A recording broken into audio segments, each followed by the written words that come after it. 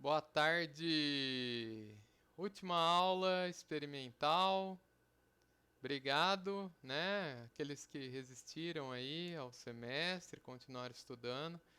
Espero que, apesar de ser muito, mas muito diferente, né? Obviamente, de uma experiência presencial, laboratorial, né? Como eu disse, né? No início da disciplina, vocês já fizeram praticamente as operações unitárias aí, para usar um termo da engenharia, referentes ao laboratório de química inorgânica. Então a ideia dos experimentos foi apenas, né, ilustrar alguns conceitos para vocês. Espero que tenham aprendido de alguma forma. Essa última aula é uma das que eu mais gosto, apesar de não ter nenhum chamativo visual, material, etc., porque é a química inorgânica clássica, é o princípio da química inorgânica clássica, que é o foco da aula de hoje, tá? Então, espero que aproveitem, né, essa última aula e vamos lá.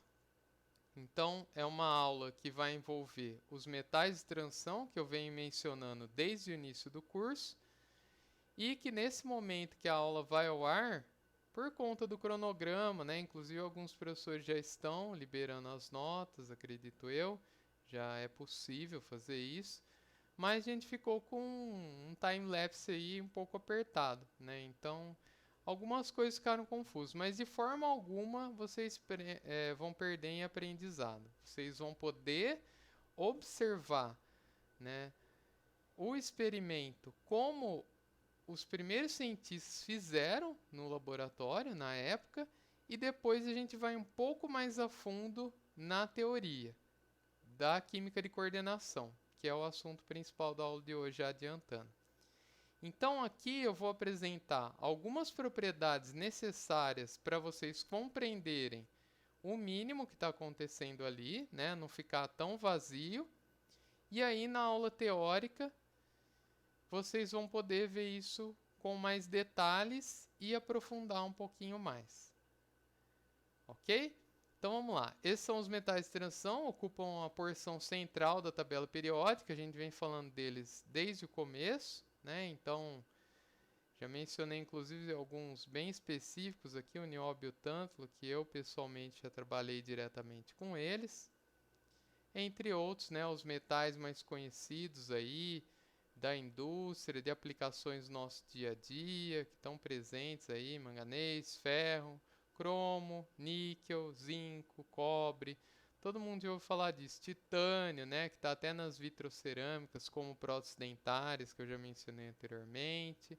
Então essa primeira série aqui, ela vai ter justamente um apelo maior em termos de aplicações. E isso por conta de propriedades químicas e, logicamente, sempre atrelado à sua estrutura eletrônica e às suas propriedades periódicas, que vai ser o que eu vou trazer um pouquinho nesse preâmbulo aqui da aula de hoje, certo?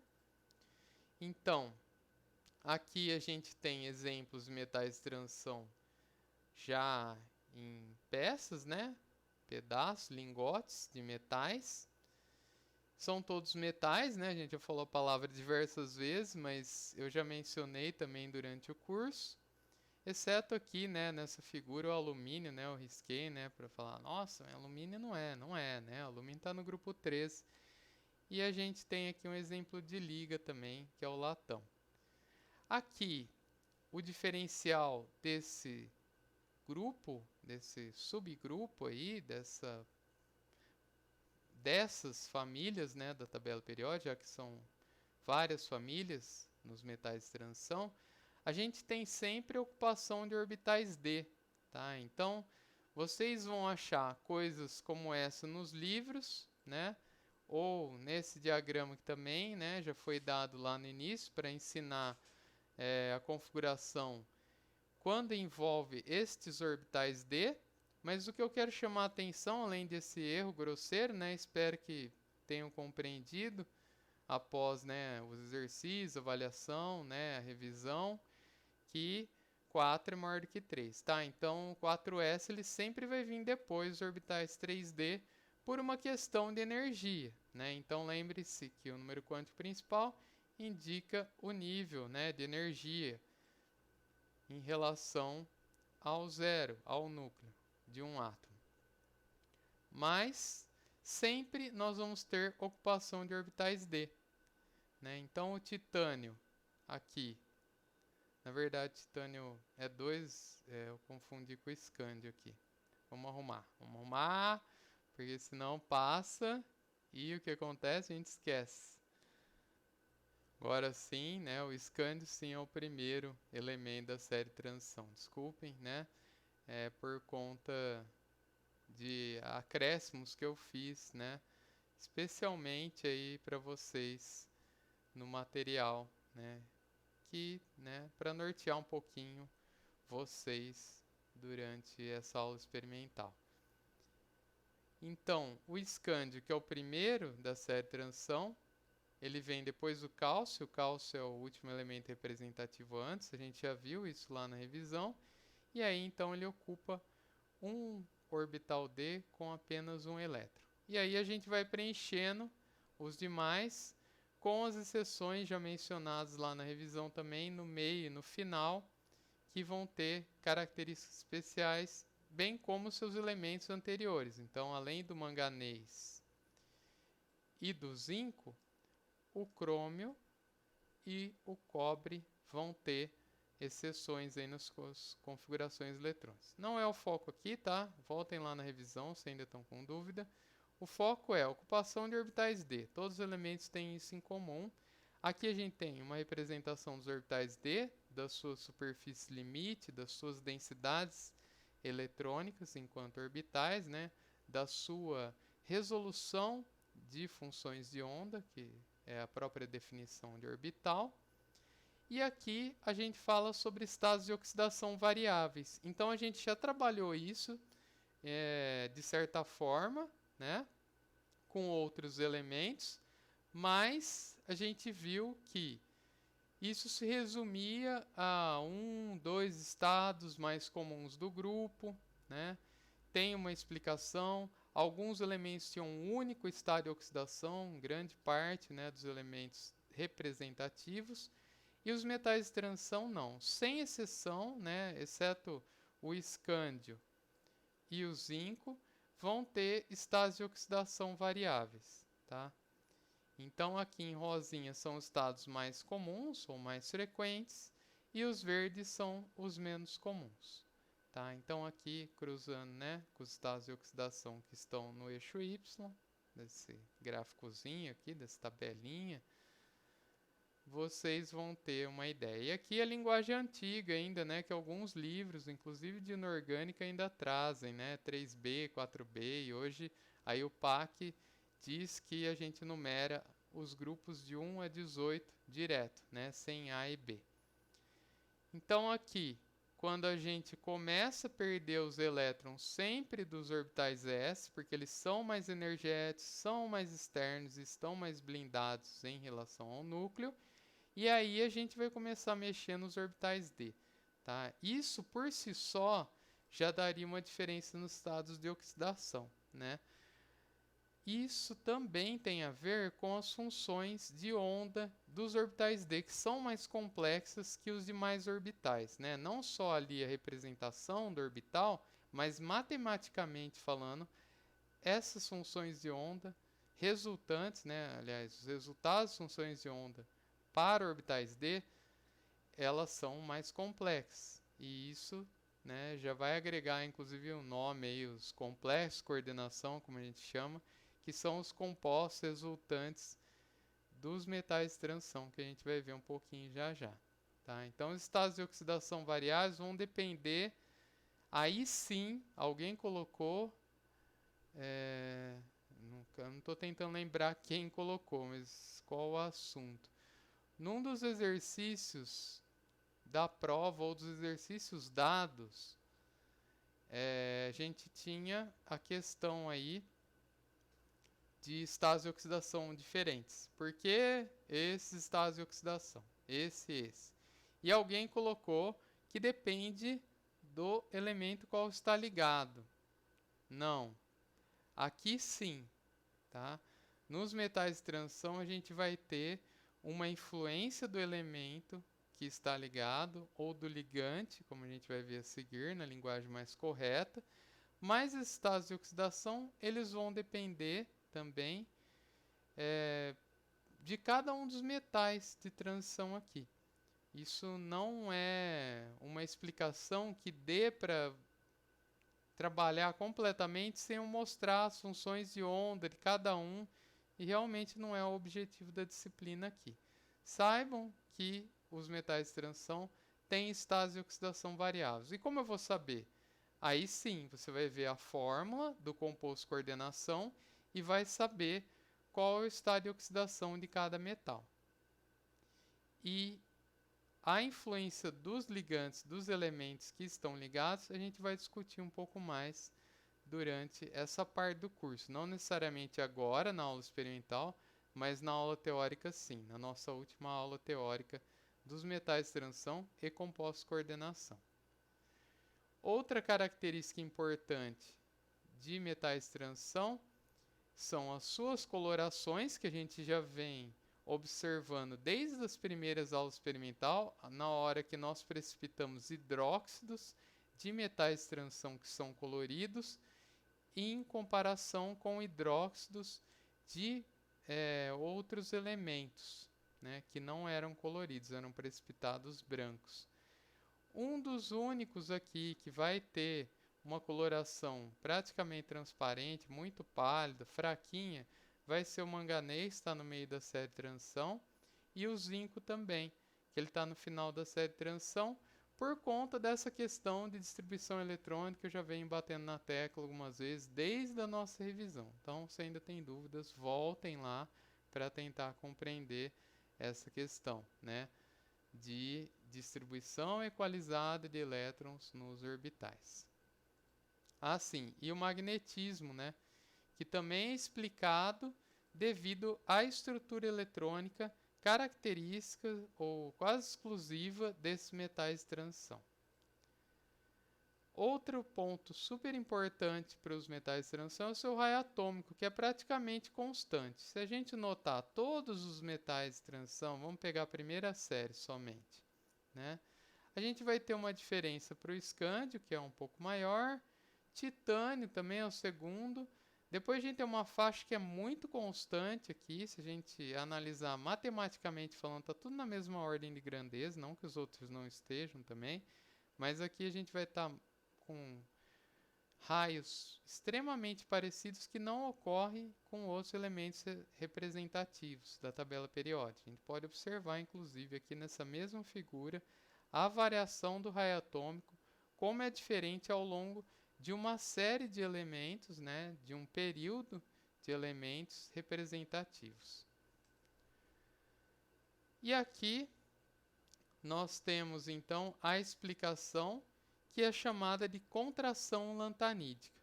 Os metais de transição estão localizados na tabela próximo aos lantanídeos e actinídeos, ao bloco F, e não é por acaso, pois eles têm essa similaridade de raios constantes e da chamada blindagem que a gente falou tantas vezes aqui no curso.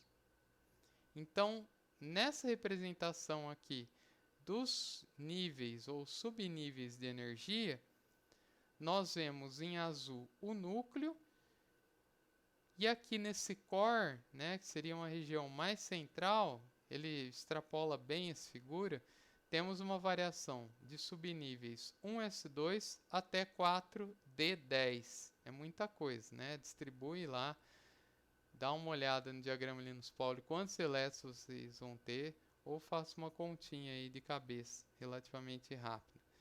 Você tem uma população eletrônica muito grande.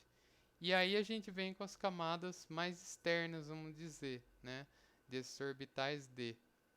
Então aqui inclusive está o subnível 3D, depois 4D, e aí a gente vai começar com o F.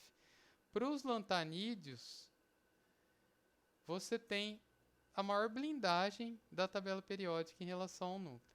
São elétrons que estão extremamente livres. Daí a sua utilização em processos ópticos, como as fibras ópticas, que eu já mostrei em aulas passadas, teóricas, que, como eu disse, é uma parte da pesquisa que eu desenvolvo e tenho desenvolvido nos últimos anos, e outras coisas mais palpáveis perto da gente, como celular, né? Então, telas de LED, entre outros. Então, os lantanídeos, eles vão ter uma grande aplicação em fenômenos luminosos, em fenômenos ópticos, por conta disso, né? Por conta dessas transições eletrônicas que são extremamente livres. Tem outros pormenores, né? Mas o objetivo aqui não é falar dos lantanídeos, e sim dos metais de transição que têm uma similaridade nesse sentido. Querendo ou não, eles vão sofrer uma blindagem, né? Que é similar aos lantanídeos, e sofre a chamada contração lantanídea. Seria uma contração do raio, para explicar o porquê desse nome, mas que na verdade observa-se experimentalmente que os raios são praticamente constantes, ainda que haja uma diminuição. Em alguns casos aqui já é segunda série de transição, tá? Então, notem os valores que há uma diminuição dos raios realmente. Mas, de modo geral, os raios são praticamente constantes, não tem variação, porque se os elétrons mais externos não têm interação com o núcleo, quando você mede o raio desses elementos, não importa qual deles nesse período de transição, você vai ter valores parecidos de distância do núcleo aos elétrons mais externos. Tá? Esse é a chamada contração lantanídica. E aqui, se a gente notar a periodicidade da primeira energia de ionização, a gente tem valores praticamente constantes aqui durante várias faixas, né? Que corresponde justamente aos metais de transição, às séries de metais de transição, aos períodos de metais de transição.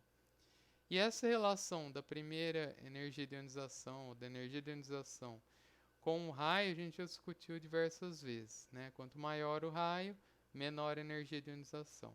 Quanto mais distantes os meus elétrons mais externos estão do núcleo, menor a energia para retirá-los. Agora falando dos compostos de coordenação em si, ou dos complexos de coordenação, que é outro nome que essa classe leva, tá? Principalmente, assim, a nível mais informal, a gente ainda fala muito em complexo. Ah, aquele cara estuda complexos, né? Ele pode ser um cara complexo também, não podia perder a piada, né? Mas aquela pessoa, aquele pesquisador, aquele professor, ele estuda complexo, né? Entre nós, já docentes, tal, pesquisadores, a gente vai utilizar mais jargão composto de coordenação, que é um pouco mais correto, vamos dizer assim. Mas são sinônimos. E isso, né, esse apelido aí complexo, esse nome, se deve justamente à estrutura complexa que esses compostos apresentam. Essa estrutura que é diferenciada de outros compostos químicos, como um simples NaCl que a gente já estudou aqui. Ou como o cloreto de prata, que a gente vai falar já já dele aqui. Importante para o Werner, né, que é considerado o pai da química de coordenação, e levou o Nobel de Química em 1913 por sua contribuição para essa área. E como começou essa história? Mais ou menos como a gente vai, ou faria, né, na aula experimental de hoje, vocês vão poder observar experimentalmente o que ocorreria. Ele começou a trabalhar com alguns metais e alguns ligantes, que já vou te falar que é o nome correto, né? Já vou falar para vocês. Ou com substâncias diversas químicas, começou a fazer reações no laboratório para descobrir novos compostos, etc. e tudo mais. E aí ele notou que alguns compostos, algumas substâncias que ele fazia as reações ali, elas tinham um comportamento um pouco anômalo, um pouco diferente. Justamente, né, porque eram compostos de coordenação ou complexos de coordenação. E aí ele começou a sugerir até algumas estruturas, né? Então a amônia se ligaria à prata, nesse caso aqui do complexo diamim-prata. A gente vai aprender essa nomenclatura na aula teórica, tá? Porque é um conteúdo um pouquinho extenso. Também vou passar um artigo para vocês do Henrique Thoma, que é um dos maiores pesquisadores nessa área do Brasil. E essa questão da nomenclatura é um pouco polêmica, mas lá a gente fala. Importante aqui, pesquisa do Werner. Ele notou, né, e começou a propor fórmula que a prata se ligava covalentemente às amônias. Então era uma coisa diferente, né? Não esperava da química conhecida até então, 1913, né, antes até. Ele levou o prêmio em 1913, então ele pesquisou por muito tempo. E ele começou a propor até uma constante de equilíbrio, que se estabelecia um equilíbrio, assim como em outras reações químicas, já eram um pouco conhecidos na época, né? Entre o complexo com composto, né? O composto de coordenação aqui estabelecia com os seus reagentes. E para verificar, para desenvolver a sua teoria, o Werner começou a fazer uns experimentos de precipitação. Então, uma precipitação que é ordinária, muito comum, que é do cloreto de prata. A gente faz lá na química geral isso. Aí eu peço, né, para vocês levar lá no sol para escurecer a prata, reduzir a prata, ficar escura, né? É esse experimento. É o mesmo. Então, de um dos seus compostos de coordenação, que ele nem chamava assim na época, né, desses complexos, por isso que surgiu esse nome, é sério, né? Uma coisa complexa, uma coisa diferente, né? Tem uma coisa extraordinária nesse composto, tal. Tem os relatos dele por aí em livros de história da química. Justamente compostos que envolvem amônia, que é o que a gente vai utilizar na aula, né, de hoje, ou utilizaria se a gente fizesse experimento na real, mas que é o objetivo, tá? São cloretos de cobalto com amônias coordenadas, tá? Lembra das águas de hidratação? É a mesma coisa aqui. Essas amônias estão coordenadas, olha o nome aqui, tá? As amônias estão ligadas de forma covalente, com maior caráter covalente ao menos, a esses sais. São cloretos de cobalto, são sais comuns de metais de transição. E aí ele notou que esses cloretos desses sais, eles se precipitavam de forma diferente, através de medições eletroquímicas, relativamente fáceis de se obter. Ele notou que os cloretos se precipitavam de forma diferente. Então, em alguns complexos, você tinha 3 cloretos precipitados, em alguns 2, e em 2 compostos diferentes, 1 cloreto. E como ele sabia diferente, Felipe? Vocês podem perguntar. Se ele não sabia nada e não sabia teoria de coordenação, etc. Pelas cores, né? Então, se ele colocava cloreto de cobalto, amônia, em diferentes estequiometrias e obtinha diferentes cores, não pode ser o mesmo composto, né? Então, tinha alguma coisa aí. Então, ele foi atrás para descobrir isso. E aí descobriu também o número de íons em solução nesses experimentos eletroquímicos. Então, esse tinha 4, esse tinha 3, esse tinha 2 e esse tinha 2. Mas caramba, tem cloreto, vai contando, tem cobalto e tem amônia. E eu tenho 2 íons em solução? Aí não entendia mais nada. Então tinha que propor algo diferente do que era conhecido para estabelecer essa relação, ok? Inclusive, né, vale citar também, né, que esses compostos, eles aparentemente seriam iguais, mas eles tinham colorações diferentes, né? E o que está acontecendo com isso? Então, a teoria de Werner, né, do Alfred Werner, é que você tem um metal como um íon central, que é chamado de valência primária, e nesse caso do cobalto, o estado de oxidação dele é mais 3. Lembre-se que pode ser variável. Justamente você pode descobrir, quando você conhece a fórmula composto de coordenação, qual é o estado de oxidação inicial do seu metal. E existe uma valência secundária, que é dada pelo número de espécies ligadas ou o número de coordenação. Então, um de vocês já perguntou isso. Professor, não entendi muito bem o que é a coordenação. É o número de espécies ligadas. E por que eu falei espécie, não falei elementos, não falei átomos? Justamente porque existe algo além, né, do que a gente aprende lá na química fundamental, na química geral, que são os compostos de coordenação, que você pode ter não somente átomos ligados ou íons ligados, que é o que a gente conhece antes, mas moléculas inteiras como essas amônias aqui, tá? Então, esses compostos de cobalto, eles têm uma geometria octaédrica.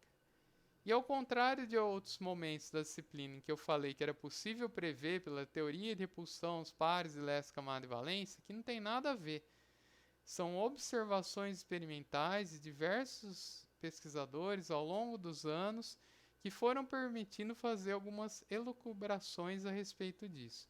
E o fato é que os complexos de cobalto, normalmente eles vão ter uma geometria octaédrica. E falando assim, de modo geral de compostos de coordenação, normalmente a maioria vai ficar entre geometria tetraédrica, 4 ligantes, 4 espécies coordenadas, que não necessariamente são átomos ou íons, como eu acabei de dizer, ou octaédrica. E aí tem as distorções, tem um monte de detalhezinho que a gente não vai entrar ever aqui nesse curso, pelo menos, né? Nós da química, bacharéis em química, nós aprendemos isso na química inorgânica 2, 3 ou avançada, né? Não é um assunto trivial. O importante é vocês conhecerem esses compostos, saberem que eles têm algumas propriedades diferentes, saberem que eles existem, qual é a forma que eles estão ligados ali, porque muitos, por exemplo, só para citar um exemplo grosseiro, a gente vai ver lá na teórica outras aplicações, é a catálise. Então, alguns catalisadores são compostos de coordenação, né? Então, você vai ver uma formulona lá, se você não estudasse a inorgânica, né, não tivesse essa ideia do que é um composto de coordenação, vai falar, puta, isso aqui não vai fechar a estequiometria. E agora? O que eu faço com o meu balanço de massa aqui? Justamente foi o que o Werner passou na época. Não para fins industriais, para fins mais científicos, acadêmicos, etc. Mas ele ficou confuso. E aí ele matou a pau quando ele propôs algo diferente. Quando ele propôs novas fórmulas químicas para esses tipos, para este tipo de compostos, tá? Então, essa fórmula aqui que ele achava que era cloreto de cobalto hexa coordenado com amônia aqui, não era bem assim. É que a amônia, 6 amônias, estão ligadas diretamente ao átomo, ao íon metálico de cobalto, e os cloretos estão externamente como um contraíon. Então imagina que ao invés desse monstrinho aqui, né, dessa substância que já é bem grandinha, é como se tivesse um cobalto aqui no meio do octaedro e 6 amônias em volta, ligadas covalentemente. Vamos dizer covalentemente porque tem uma teoria específica de ligação para compostos de coordenação, mas a gente chega lá. E esses cloretos, eles não estão aqui ligados diretamente no cobalto, eles estão relativamente livres. É como se essa porção aqui entre as chaves, né? Não, colchetes, desculpe. Colchetes fosse o Na do NaCl, o íon positivo, e os cloretos fossem os íons negativos. Claro que não ia ser NaCl3, porque o Na é grupo 1, Na+, NaCl. Por isso que a fórmula é assim, né? Não. Então, aqui é como se tivesse tudo isso, é o seu íon positivo. É um íon complexo, né? E o seu composto de coordenação, o seu sal de coordenação, mais um nome aí, é formado por um contraíon negativo e que por vezes pode ser positivo. A gente vai ver lá na aula teórica também alguns exemplos. O isômero aqui, não, esse não é isômero, desculpa. O composto roxo, vamos dizer, do Werner, ele tinha uma fórmula que teria que ser diferente. Ele já tem um cloreto ligado diretamente ao cobalto. Você tem 5 amônias, normalmente aqui, você vai ter 4 amônias aqui nesse plano, uma amônia aqui e um cloreto aqui. Creio que, se não me engano, é a forma mais estável aí de manter a repulsão dos elétrons, tá? Não é a teoria de repulsão aqui, tá? Esqueça. Geometria tem a ver também com cálculos aí, resoluções de funções de onda, coisas que a gente não vai entrar nesse momento, química inorgânica avançada. Bom, e aí sim os isômeros, né? Porque eles tinham o mesmo número de cloretos precipitados, mesmo número de íons por fórmula, e, no entanto, eles tinham colorações diferentes, porque eles são isômeros cis-trans. Quem já fez orgânica sabe disso provavelmente, né? E talvez, dependendo do andar da carruagem e da química geral, talvez tenham visto alguma coisa de isomeria também. Não tenho ideia, porque eu já não dou química geral teórica faz algum tempo, tá? Bom, isômeros cis, eles têm os ligantes do mesmo lado do plano. Eu vou mostrar já a seguir. Isômero trans em eixos opostos do seu isômero. Deixa eu avançar, depois a gente volta aqui, só para vocês visualizarem, tá? Então, cis, que era o isômero verde, né? Aliás, violeta. Ele tem 2 cloretos do mesmo lado, né, do octaedro. E o trans, ele tem 2 cloretos em extremos opostos do mesmo eixo, ok? Que é o isômero verde. E a fórmula dos dois é igual. No entanto, a forma como estão ligados os átomos é diferente, por isso que eles são isômeros. Quem nunca ouviu falar de isômeros, por acaso, tá? E a fórmula deles, então, tinha 2 cloretos ligados diretamente ao cobalto, mais 4 amônios, aí vai depender, né? Aqui dá para a gente ter uma ideia, vai depender de como está ligado, né? Isso leva a diferentes repulsões, diferentes energias de estrutura, né? São detalhes. Mas a fórmula aqui é a mesma, por isso que eles são isômeros. Então, um composto de coordenação de modo geral, que foi que deu, né, a teoria dos compostos de coordenação, que deu ao Werner o prêmio Nobel, diz que você tem uma esfera de coordenação formada pelo íon metálico central e ligantes diretamente ligados a este íon metálico central, e mais os contra-íons ou íons livres, que são quem vai precipitar. Quem está ligado aqui no metal, ele está com uma ligação covalente relativamente forte. Ele não vai ficar livre para se ligar à prata a hora que você adiciona na sua solução. Ou seja, ele não vai precipitar como cloreto de prata. Então, vejam, né, a beleza, eu vejo pelo menos, né, sou apaixonado por isso, não trabalharia com isso, do Werner, né, utilizando experimentos muito simples de precipitação, que muitos, né, não estou dizendo que está entre vocês, de forma geral, né, muitos, e não estou generalizando, muitos vão lá, precipita, ai, deu colorido aqui, né, parece aquele meme do Bob Esponja com o arco-íris, assim, olha que colorida, né, não, né, gente, precipita por um motivo, né, você está formando um composto insolúvel ali, etc, etc, etc. Então, o cara conseguiu desenvolver uma teoria, claro que não foi só a precipitação, mas foi o primeiro estalo para ele desenvolver uma teoria, inclusive de ligação química diferente, e levar o Nobel para casa. Tá? Isso não é pouco, isso é sensacional, é fora da curva, né? Logicamente, não é todos que conseguem isso, mas é muito interessante ver como, através de experimentos simples, ele chegou a essas conclusões. Certo? Tá? Espero que tenha um prêmio Nobel entre nós. Ah, aí sim, gente. Prêmio Nobel aí de engenharia ou de química seria legal. Bom, vamos lá. O que a gente vai trabalhar na aula experimental de hoje? Mudança de coloração. Só porque eu zoei, né? Os alunos, foi de propósito, tá? que vão lá, faz negócio colorido, acabou a prática, vou almoçar. Normalmente, as minhas aulas sempre foram de manhã, durante a maior parte da minha carreira aqui na UFMT, e em outros lugares também, tá? Galera louco pra almoçar, parece uma coisa, minha aula é sempre antes do almoço, que caos, né? Então, é a galera, olha aqui, professor, ficou vermelho, tchau, vou almoçar. Aí, ó, toma na prova, tá? O que que acontece especificamente aqui, não em qualquer precipitação? Em experimentos envolvendo compostos coordenação. A cor característica dos metais, de sais metais de transição que a gente já utilizou em práticas anteriores, ela vai sofrer uma mudança dependendo dos vizinhos desse metal. Então, olha que interessante, a gente tem uma solução aqui de hexa-aqua complexo de ferro, que passa a ficar vermelha, né? Que passa a ser um penta aqui, aqua complexo, com tiocianato, tá? Que é um sal, né?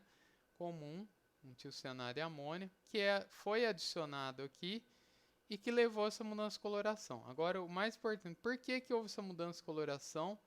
Inclusive de estado de oxidação do ferro, de 3 para 2 aqui, tá? Isso se deve à mudança da esfera de coordenação, que seria o que eu acabei de mostrar aqui. São os vizinhos ligados, coordenados com alto caráter covalente ao redor do íon metálico central.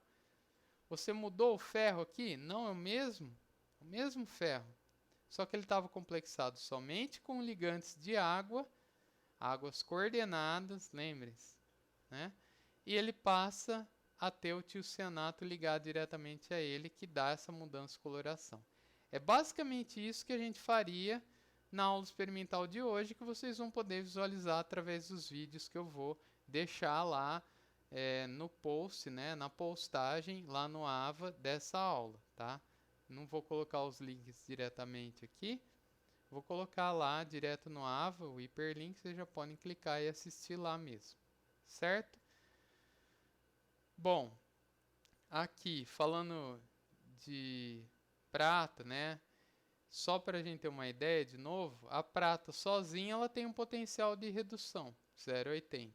Quando a gente tem o diciano prata, né, o composto coordenação de prata, você vai ter um diferente potencial de redução. Ou seja, as propriedades químicas dos compostos de coordenação são diferentes. Não é só a corzinha legal, né, que é bem chamativo, né, inclusive.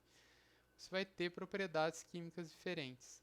Inclusive o caráter magnético que a gente já falou, inclusive os saltos de energia para uma aplicação ótica.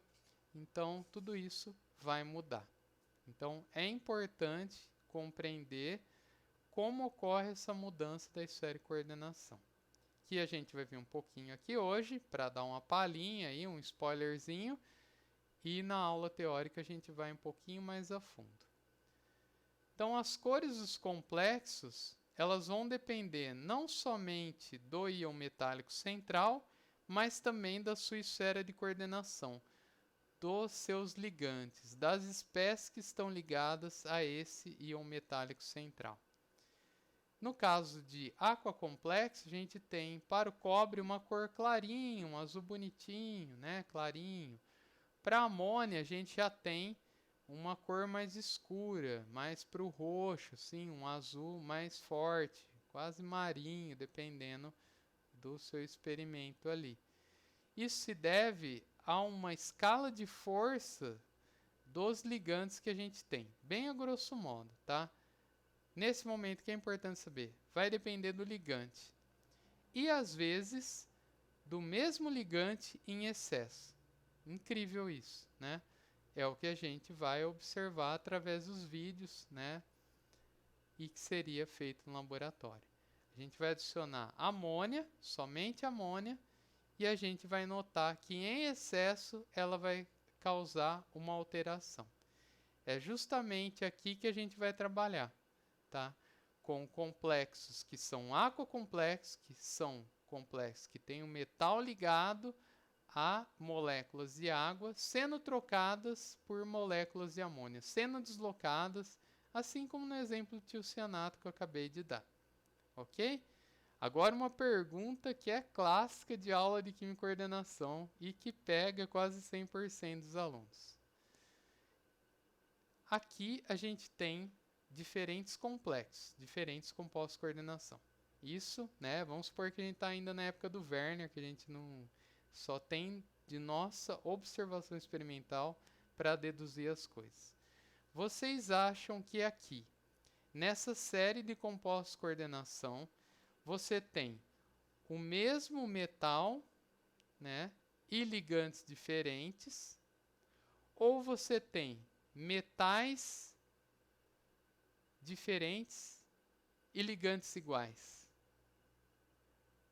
Tic-tac. Tic-tac. E aí? O que vocês acham? Pausa o vídeo, né, para não sofrer a pressão.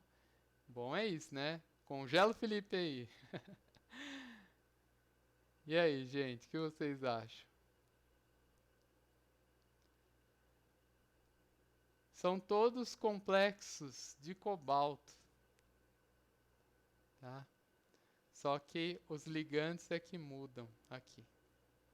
Ligantes muito fracos vão ter colorações mais fracas. Ligantes muito fortes vão ter colorações mais intensas.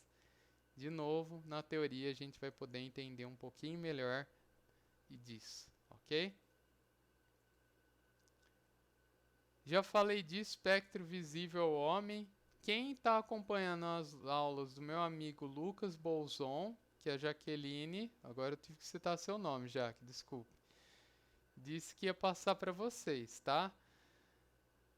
Vão lá no Instagram do meu amigo, que ele tá assim, fazendo uns resuminhos lá bem legais, né? Inclusive ele falou disso esses dias nos stories, lá nas postagens, que é a radiação, né, magnética ou o espectro eletromagnético da luz, né? Então aqui a gente tem diversas formas de radiação que a gente conhece no nosso dia a dia. Eu creio que em algum momento do curso já falei sobre isso, se eu não me engano. E o que a gente enxerga é só isso daqui. Então, propositalmente, é uma figura bem grande, vai mostrar que o espectro é enorme de radiações. São radiações que estão presentes no nosso dia a dia, infravermelho, que não dá câncer. O Lucas pôs isso lá no Instagram dele, achei muito bom. Porque agora a gente tem que entrar no mercado, no restaurante, medir, né? No shopping, etc. Quem está saindo um pouco de casa, tem que medir a temperatura. Eu nem vou comentar, tá? Para não me estressar. E aí, pior ainda, foi a galera que achou que infravermelho dava câncer. Meu, se fosse assim, meu Deus, eu já tava morto. Imagina uma bateriazinha que vai ali dentro do aparelhinho. Mas, enfim, as pessoas têm medo, né? Já tá um pânico. Por um lado, a gente tem que ser empático em relação a isso. Mas vamos lá. O que a gente enxerga da luz? Nossos olhos enxergam somente uma pequena faixa de 400 a 700 nanômetros, chamada espectro visível da luz, né? Então, são as cores que a gente conhece. Essa roda das cores é utilizada não somente na ciência, mas nas artes também. Quem estudou pintura, isso é mais temos nossos pais, avós, né? Mas não que alguém não possa fazer um curso de arte aí, sei lá, paralelo ao nosso curso, extra, por curiosidade. Graças a Deus existem pessoas assim, porque ficar falando só com cientistas da sua área, meu, já digo pra vocês que é a coisa mais chata do mundo. Pessoa que se fecha ali naquele mundinho, eu acho que é se limitar, né? A gente tem outras expressões da nossa inteligência que podem ser desenvolvidas, inclusive a arte. Então essa roda das cores aqui é uma coisa que o pessoal utiliza, inclusive na arte, para entender o estudo das cores. E para nós aqui é importante, porque o que a gente enxerga? Tem um físico indiano que eu fui assistir uma palestra dele uma vez, de ótica, ele falou que o mundo é muito mais colorido que a gente enxerga. Ele já abriu a palestra assim. Meu, o cara ganhou a plateia, né? Sensacional. Gênio, muito bom. Porque o mundo é mais colorido que a gente enxerga. A gente enxerga somente o que a luz nos permite. Então, no meu caso, essa luzinha LED vagabunda aqui, que eu comprei no Extra antes de fechar, né? Que fechou o Extra. Quem tá fora, spoiler alert, fechou o Extra da Fernando Correia, gente. Muito útil esse mercado. A gente comprava chuveiro, lâmpada, vasilha, tudo lá. Fechou. Não sei porquê, crise, pandemia, etc, tá? O que eu estou enxergando no meu quarto aqui? Meu copo azul hoje do Capitão América, tá? Muito azul, né? A cor característica do personagem. E tudo que está ao meu redor. Por quê? Porque a luz está acesa. E se eu apago a luz? Não precisa apagar, né? Não vou fazer essa bobeira, né, com vocês, mas vocês já sabem que vai ficar mais difícil de eu enxergar. Porque o que a gente enxerga é a interação da luz e da matéria. A luz está incidindo aqui sobre o meu ambiente, uma parte dela é absorvida, uma parte é refletida e outra parte é refratada, que são os principais fenômenos, bem a grosso modo, da luz. Transmitida, absorvida, refratada, refletida. Normalmente, né, tá por aí. E o conjunto disso vai nos dar essa coloração aparente aqui. Então, essa minha parede não. Minha parede é branca, vocês não estão vendo? Atrás sim, né? Minha parede é branca. Quão branca que é essa parede? Ah, só o homo traz o branco mais branco. Brincadeiras à parte, né? Claro que existem sim diferentes tons de branco. E vai depender da interação da luz e da matéria, né? Então, o que está acontecendo ali nessa interação da luz e da matéria? Absorção de elétrons, emissão de fótons, que depende da configuração eletrônica, dos níveis, dos estados eletrônicos daquela matéria, do composto que está ali, da matéria que está presente ali naquele ambiente que está sendo estudado, naquela porção do seu universinho ali, certo? E aí, o que a gente enxerga normalmente? Se você absorve, por exemplo, na região do vermelho, você vai enxergar verde, vai enxergar a cor complementar e vice-versa. Se você absorve na região do laranja, você vai enxergar o azul. Na verdade, você enxergaria todo o resto, né? O que não é absorvido é observado, mas você não tem só absorção, você tem outros fenômenos que eu acabei de falar. Então, o conjunto disso que vai dar aquela cor aparente, diferentes tonalidades e tudo mais, né? Mas tem um limite que é a radiação, no meu caso, essa lampadinha de LED aqui. Por isso que o físico lá falou que o mundo é muito mais colorido que a gente enxerga.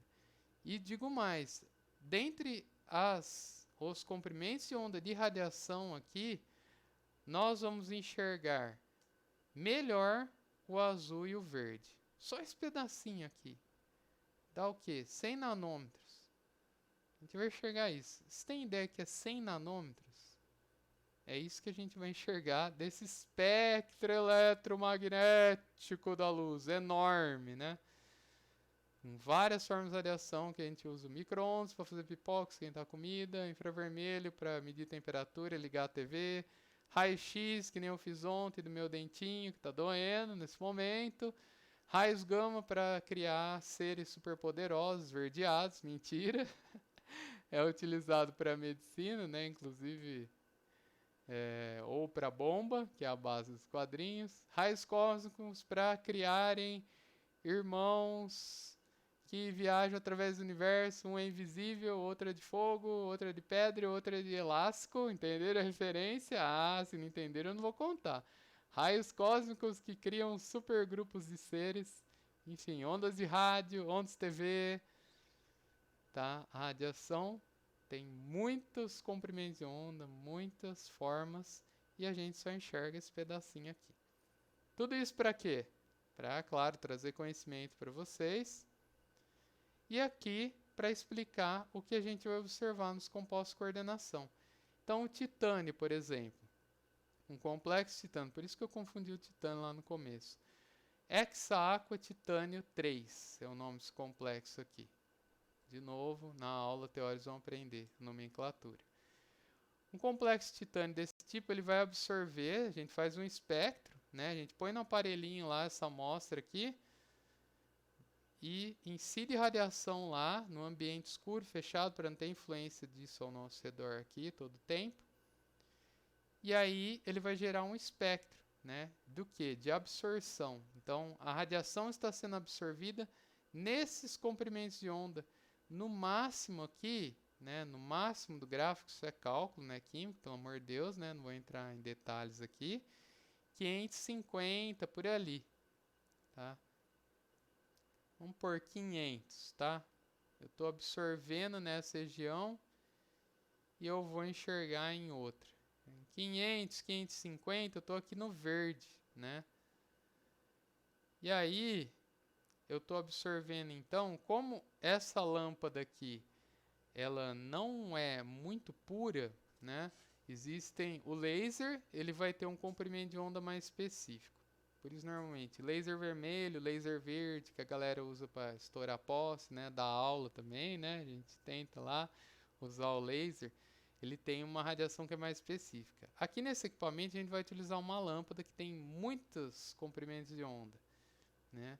Então, você não vai ter exatamente uma coisa muito específica ali, mas está absorvendo aqui nessa região, tá? Verde, amarelo, verde, azul, aqui, né? Vamos dizer, vamos pegar os três, uma faixa bem larga aqui, porque olha o tamanho do espectro, olha a largura. Tem espectros que são bem finos, enfim. Ixi, se eu começar a falar espectroscopia, a gente vai sair amanhã daqui. Importante aqui, o que a gente observa lá no meu Becker não, no meu tubo de ensaio? Uma amostra roxinha, bonitinha, de Hexaaqua Titânio 3, né? Poxa, mas se eu estou observando o roxo, quer dizer, se eu estou observando o roxo, o violeta, o azul, quer dizer que eu estou observando aonde? Aqui, né? Nessa faixa aqui. Então, vocês viram como eu acabei errando, né? No espectro aqui, ó a variação de absorção. Aqui já está absorvendo. Saiu do zero, já está absorvendo. De 460, está absorvendo quase no espectro inteiro da luz, né? O máximo dele está numa faixa aqui de 450 a 650. 450 a 650. Puta merda, muito larga, né? Tá horrível esse espectro, mas tudo bem. É do livro, né? Um exemplo. Tá absorvendo uma faixa muito larga, fica difícil de ver, mas a gente vê por que a gente enxerga o roxo aqui, né? O correto seria ter um laser no amarelo, incidir sobre essa amostra para ele absorver somente no violeta. E a gente observa ali. A gente tem que lembrar também que se a gente tá com o tubo de ensaio ali na luz, puta, e a radiação aqui, nossa, tem de tudo, né? Tem UV, vis, um pouquinho de infravermelho ainda, então dá. Mas espero, né, nessa minha loucura, nessas minhas palhaçadas aqui, que vocês tenham entendido um pouco dessa questão de absorção e emissão. O que a gente observa, o que não é absorvido, né? Exceto o preto que absorve todas as cores, né? Minha camisa não é preta, mas tudo bem, o mouse é. Preto absorve todas as cores, tá? Branco reflete todas as cores. O resto é um conjunto dos fenômenos ópticos ali. Tá, isso, por que é importante? O que a gente vai observar com tudo isso? A gente vai observar lá no nosso experimento de hoje que você tem, né, mudança da esfera de coordenação da água para a amônia, tá? A gente já vou abrir aqui só um minutinho. Efeito da margem de edição. Vou colocar, compilar tudo aqui que é mais fácil. Só um minutinho. Plim! Que nem Chapolin, né? Já assistiram Chapolin, Chaves? Parece essas coisas, né? Defeitos especiais. Aqui está uma apresentação separada, né? Vamos colocar tudo aqui. Já fica o material para vocês, depois em PDF. E eu vou colocar links de experimentos para vocês observarem isso, tá? O mais fidedigno que eu conseguir. Se quiserem pesquisar mais, né? Composto coordenação de amônia na internet, no YouTube, fiquem à vontade, tá? Eu procurei vários links, vou passar uns 2 ou 3 links, para vocês. Vocês vão poder ver, né, observar o que aconteceria. Lá no laboratório, o que a gente faria? A gente tem uma série de tubos de ensaio, sais e metais de transição. Isso varia dependendo do estoque. O Silvio é o melhor. Nossa, eu amo o nosso técnico, Silvio. Agradeço demais. Ele e a Keila, os dois são ótimos, né? Eles revezam nas aulas com a gente. Tem ano que a gente tem um pouco de ferro, que mais? Cobalto, vermelhinho, cobre azulzinho, níquel verde, ferro amarelo, tem o ferro 3 vermelho, enfim, depende, né, do estoque lá do material, sabe? Score, educação, não vou me estender aqui. Então, dependendo do semestre, mais ou menos sais. Às vezes é sulfato, mas não importa. Aqui o que a gente quer são os metais, tá? Os íons metálicos central dos compostos de coordenação, que são fornecidos pelos sais. Então, a gente coloca 2 porções e 1 grama em tubos separados. Fazer o mesmo para os demais sais, tá? A gente coloca cada sal em duplinhas, em dois tubos, tá? Aí a gente adiciona água, dissolve, são sais solúveis, né? É importante, falo possível, tem que ser um sal solúvel. E aí a gente reserva um dos tubos para comparar as cores, para a gente ver a mudança na esfera de coordenação. No outro tubo de ensaio, então guardou um, no outro adicione gota a gota 1 ml de hidroxiamônia, diluído normalmente. Observe a mudança de coloração ou aparecimento de precipitados. Adicione mais 1 ml de hidroxiamônio ou até que a mudança significativa na coloração seja observada. Em excesso, a amônia age como ligante, tá? Então, o que a gente vai ter aqui? A troca da esfera de coordenação, né? Então, a gente vai ter esse efeito que eu falei aqui, tá? Só que, normalmente, para alguns, se não todos, pelo menos níquel, cobre, cobalto, esses três com o cobre não, por isso que ele está ali tetra. Mas o níquel, cobalto vão ser hexacoordenados, vão ser 6 águas ao seu redor. E você vai ter na troca dessas moléculas de água por moléculas de amônia, até a totalidade. Então aqui é um tetra complexo, né? 4, numa coordenação 4, mas pode ser para 6 também. Vão ser os números de coordenação mais comuns, como eu já disse anteriormente. E você vai ter na troca. Começa com todas as moléculas de água, no momento você dissolve em água sais, em excesso, vai estar em excesso, 1 grama de sal, 5 ml de água, um tolete, um absurdo, né? Às vezes fica até um pouco clarinho demais, dependendo do sal. E aí você vai ter, além da dissolução, a coordenação de águas. Né? Então eu já chamei a atenção, inclusive foi uma dúvida de um de vocês, né?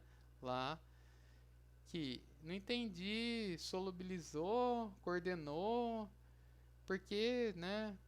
Então é isso. Primeiro momento você pode ter a solubilização, mas você, no caso específico de metais de transição, com certeza vai ter a coordenação das moléculas de água. Você vai ter não só que solubilizou o sal que você observa ali rapidinho, mas que essas moléculas de água estão ligadas ao íon metálico central. E aí você vai ter na troca por moléculas de amônia. E aí vocês vão observar lá nos experimentos dos vídeos que eu vou passar para vocês a mudança na coloração. Já aviso que normalmente é uma coloração mais forte, como a gente viu aqui, porque a água é um chamado ligante fraco e a amônia é um ligante forte, né?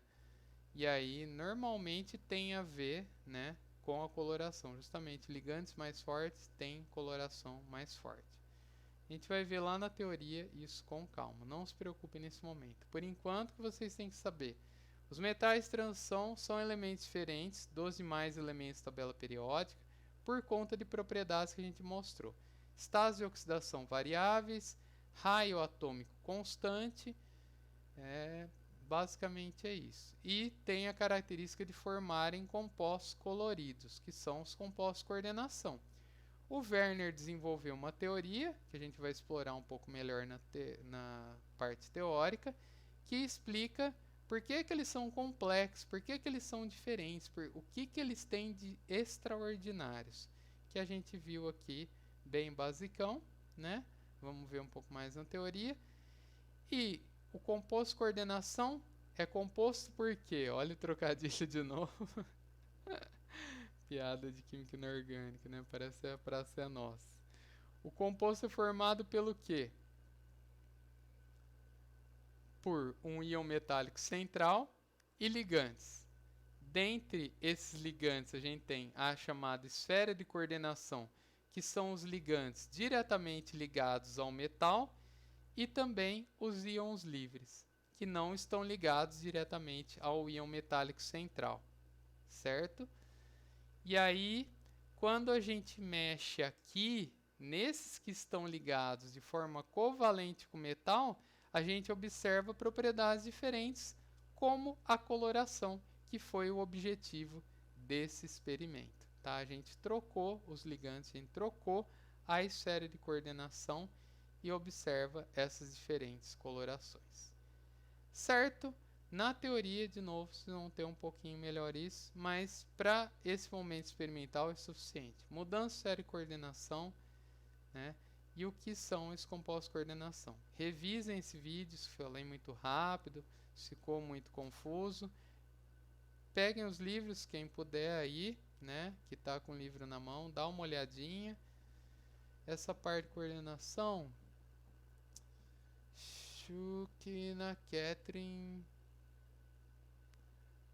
Housecroft, naquele livro Ayer Kahn lá, da espiral, tá? De elementos. Acho que são os que estão um pouquinho melhor para a coordenação. Espero que tenha entendido. Obrigado. Estamos terminando a nossa etapa experimental nessa aula.